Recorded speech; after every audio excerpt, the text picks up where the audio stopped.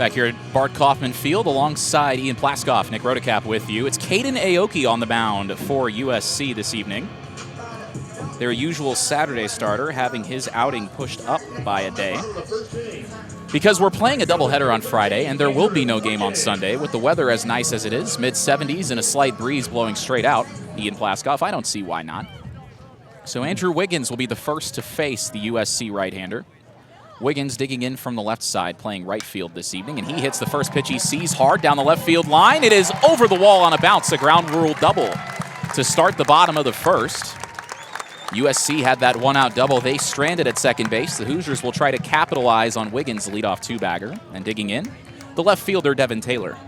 Just a couple inches past the outstretched glove of Takeuchi out in left, took a short hop over the short wall out in left, and Andrew Wiggins' past two swings have been an opposite field home run and an opposite field double. And now Devin Taylor digging in, hitting at a .365 clip a month into the season, and he's not even the best hitter in Indiana's lineup, which tells you how dangerous this offense can be. Aoki from the stretch. Taylor hits it hard but foul into the Indiana dugout. And having Corbin Dickerson in this lineup makes you pitch to Devin Taylor. And that's been the story of the year so far, as Taylor hasn't been pitched around nearly as much. He's gotten good pitches to hit, and then Corbin Dickerson's been able to drive everybody in throughout the course of the season. Dickerson waiting on deck here. Aoki, the right-hander, comes home. Taylor takes a strike, a nice off-speed pitch from Aoki to the left-handed hitting Indiana slugger. Caden Aoki this season transferred from Notre Dame a couple years back. He's become USC's Saturday starter, and he's done very well in that role. The 0-2 to Taylor. Swung on and chopped foul to the right side, barehanded by the first base coach, Zach Weatherford. Aoki has already been named Big Ten Pitcher of the Week once this season, pitched against number 14 Vanderbilt through 7 shutout innings and struck out a career-high 10 batters. That was 4 weeks ago tomorrow, March 1st. Wiggins out at second. Nobody out. Scoreless game. Bottom first. And the 0-2 is a changeup that misses outside to Taylor. Aoki's extremely efficient on the mound. 15 strikeouts per walk, which is top 5 in the NCAA. He doesn't allow a lot of base runners either. A whip of 1 entering today, which is among the top 10 pitchers in the Big Ten. Inside move, but nobody's there to cover second, and the shortstop, Grudzielanek, has to snare it on a hop. Wiggins is safe. That was an impressive play. If you make that move where you lift your leg up and you turn around, you have to throw the ball. There was nobody on the bag, and Grudzielanek made a nice sliding play to prevent that ball from going into center. 1-2 count to Taylor. Wiggins on at second after the leadoff opposite field double. Scoreless game, bottom of the first, nobody away. Aoki comes home. Taylor just gets a piece of a backdoor slider, and he'll stay alive. And he really had to wait on that one. These breaking balls have a lot of movement to them, and they take a while to get to the plate. Lots of vertical drop and mixing it in with the fastball. That's what makes Aoki so good.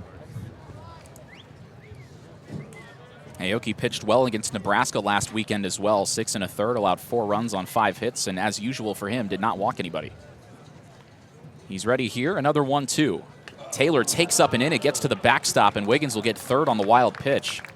Taylor had to do a little limbo to avoid getting hit. That's the first time we've seen Aoki lose his command a little bit. Every miss that he's had has been relatively close to the zone. Fastball missed up and in at head level to Devin Taylor, and the count's even 2-2. I'd expect him to go back to the breaking ball here. We've seen Taylor just have to sort of spoil that a couple of times in this at-bat, but he's worked it back even.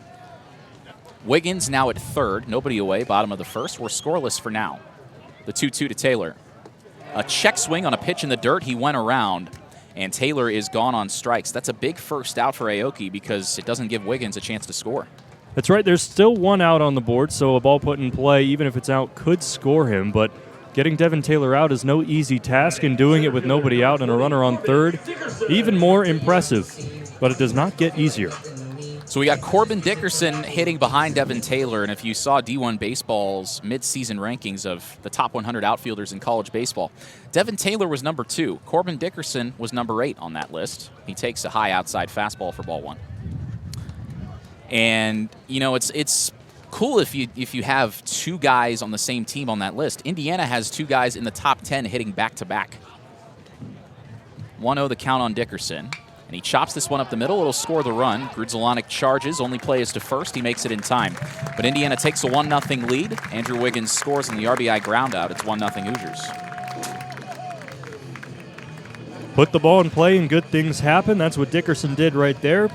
Easily scored Wiggins without a contest, and Indiana is on the board first. Jake Hanley will hit with the bases empty and 2 away. Hanley has done well for himself so far today. Went 3 for 5 in game 1, 2 RBIs, a home run, and a double for the man from Mason, Ohio. Aoki from the windup. Hanley hits this one well, but foul down the left field line. Surely he's the most notable person to come out of Mason, Ohio. And, you know, we've been debating that, of course, because Ben Haller, the radio broadcaster for Indiana baseball, who I believe is still up there with Austin Render, also from Mason, Ohio. It depends on who you ask as to who's more notable. I believe Dan Patrick is also from Mason, Ohio. I believe he is the one that is responsible for their student broadcasting program as well. At least he's sort of like what David Letterman did at Ball State, providing a lot of support from somebody who's well established in the industry, which is always cool to see. Absolutely. 1-1 the count on Hanley, and he swings and misses at a changeup. We've seen Hanley and a couple other freshmen get fooled on those off-speed pitches out of the zone a few times today. These USC pitchers have some mean changeups. We saw it in Game 1 with Purcell. Game 2 here, Aoki. He said that changeup working, and he's been able to control both his changeup and his curveball. Now the 1-2. Half swing, pitches low, appeal down to third, said Hanley held up, and the count is 2-2. 1-0 Indiana, bottom of the first, bases empty, 2 away. Andrew Wiggins' leadoff double came around to score on a ground out from Corbin Dickerson. The difference so far. Now the 2-2 to Hanley. Swung on, chopped through the right side. That'll get into right field for a base hit. Just past the diving second baseman Covarrubia. A big turnaround first from Hanley, but he'll retreat and stop there. A little bit of a bobble out there in right, but not enough for Hanley to advance to second. But the inning continues. 2 down, runner on first for a man who did not play in Game 1 in Joey Brancheski. A man who did not play in Game 1 yet still hits about 350. The only lineup change for Indiana in this game is Joey Brancheski taking over at designated hitter for Hogan Denny. I was interested because Indiana had a chance late with a right-hander on the mound. Indiana did not pinch hit for Hogan Denny, the right-handed hitting DH. Brancheski, though, gets the start here in Game 2. And he takes a first pitch breaking ball low and in. Denny had some tough at-bats, a couple of 3-pitch strikeouts. Pretty aggressive on the swing, so more experience here in the lineup for Brancheski in Game 2. Brancheski, a member of the Big Ten All-Freshman team last year, swings and misses at the changeup, and the count is 1-1. Redshirted.